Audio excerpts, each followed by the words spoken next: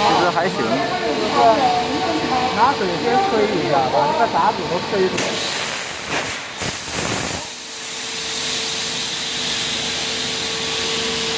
好，过来把蒸笼阀关上。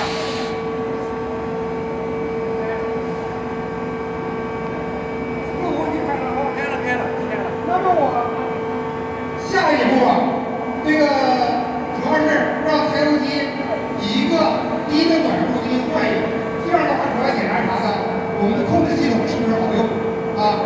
刚才大家介绍没有啊？我们这个柴油机呢是大型2冲程可倒转增压柴油机，是吧？我们的船呢前进和后退是靠主机的换向来实现的，是吧？那么就是对于我们这个变矩桨，是主机是只能朝一个方向运转啊。我们一会儿就看它转起来啊。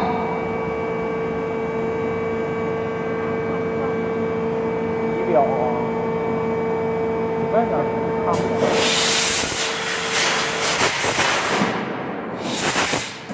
把那输入阀关吧。谁没关呢？这没关呢你？太相信你了。忘关了是吧？放下去没关就放高了，都得关掉。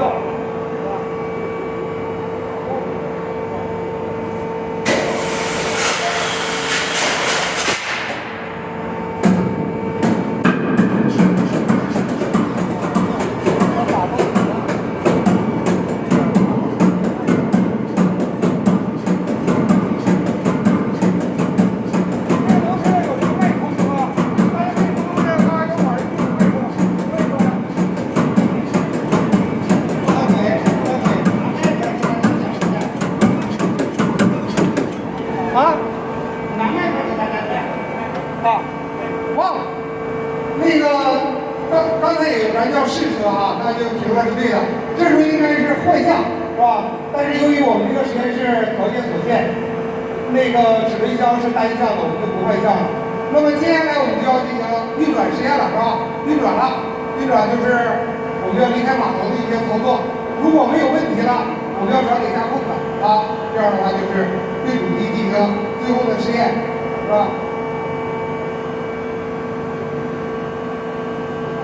还有学生来吗？我来。啊，变速的时候，你们知道等会儿换速的调速的时候，请陆梅老师去调一下速。